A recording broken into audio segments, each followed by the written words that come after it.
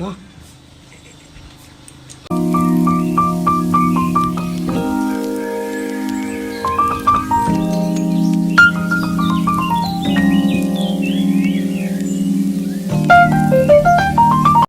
Hey guys, good morning, welcome back to my channel Chumki official.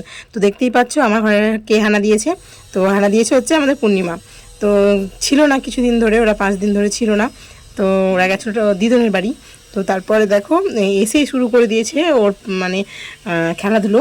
তো দেখতেই পাচ্ছ যে থালা বাটিগুলো নিয়ে কীভাবে খেলাধুলো করছে। আর সব থেকে বড় ইন্টারেস্টিং জিনিস যে ও যখন হাসছে দেখো ইঁদুরের মতো দুটো দাঁত দেখা যাচ্ছে। তো ওটাতে তো একটু ভালো লাগছে বেশি। তো তার জন্য দেখো আমি একটু জুম করে নিলাম। এই যে দেখতে পাচ্ছ সাদা সাদা দাঁত বেরিয়েছে ছোটো ছোটো। তো হাসিটা দিচ্ছে দেখো সেই লেভেলে। তো ওর সাথে সাথে দেখো দাদাও হাসছে। আর হ্যাঁ, এখানে একটা গল্প হচ্ছিল। আমিও দাদাকে জিজ্ঞাসা করছিলাম যে তুই দিদা বাড়ি গিয়ে কী করছিলিস। তা বললো আমরা ওই যে বুলান হয় না, তো সেগুলো শুনছিলাম। তাহলে কী হচ্ছিলো, তো বলছে ওই যে যেগুলো হয় আর কি, হাসির ফানি কথাগুলো বলছিল। তো বলার মধ্যে ও আবার চিৎকার করে উঠলো, মানে আমিও কিছু বলছি, শোনো আমার কথাটা।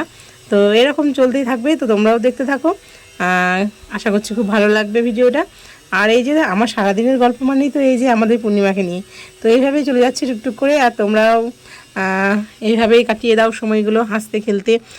তো আর কি বলার আছে বলো। তো এই হাসি মুখটা দেখলে তো সবাই অবশ্যই সব দুঃখই ভুলে যাবে। তো দেখতে থাকো, ভিডিওটাকে স্কিপ করবে না।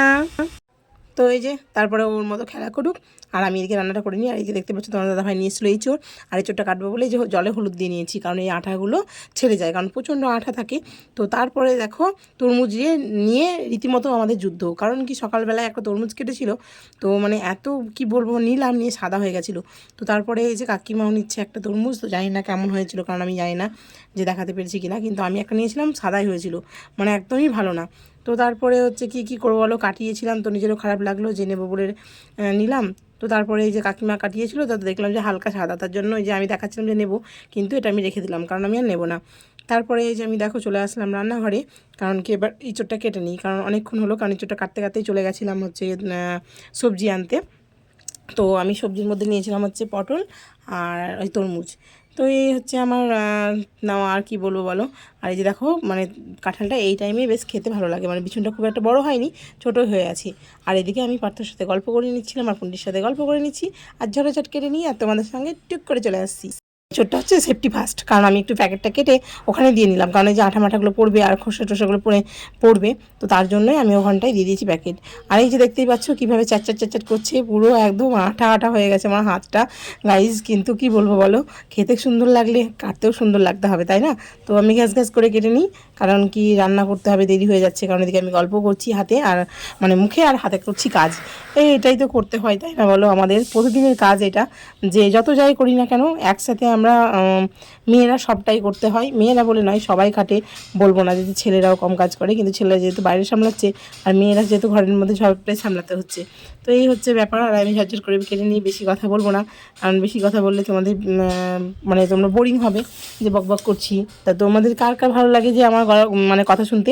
আর এই ভিডিওটাই আমি একটা কথা বলতে চাই, যে বাংলাদেশের বন্ধুরা আমাকে খুব ভালোবাসা দিয়েছে।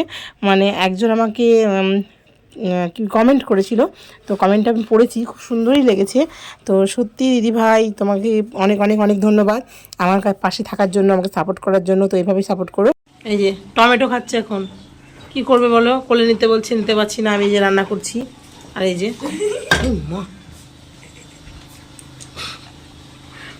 কি অবস্থা, ঘালটা টিপলে বেরিয়ে যাবে, তার জন্য না, কিন্তু দেখ ঢুকাচ্ছে আমি জানি কি কাটছ, গান টিপলে মাথা আছে, এর উল্টো এই গান টিপে টমেটো আছে।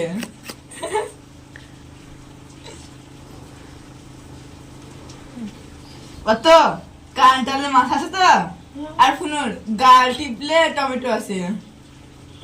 ফুটো করে ফেলেছে, অর্ধেক পুরো ফেলেছে। কি ভদ্র মানুষ, কি ভদ্র মানুষ, কি তুই দাঁড়ে না দেখতে পারতি, যেতে না পারলেই হবে। ধর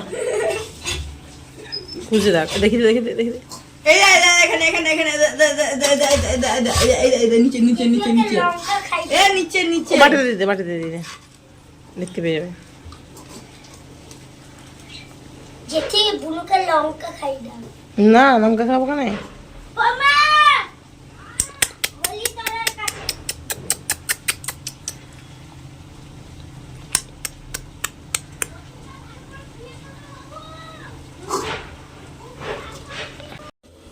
তো বন্ধুরা এই যে কাঁঠালটা আমি সেদ্ধ করতে বসিয়ে দিয়েছি। সেদ্ধ মানে কি কষে টষে জল দিয়ে দিয়েছি। তো এটা হচ্ছে, আর এখানে হচ্ছে ডাল।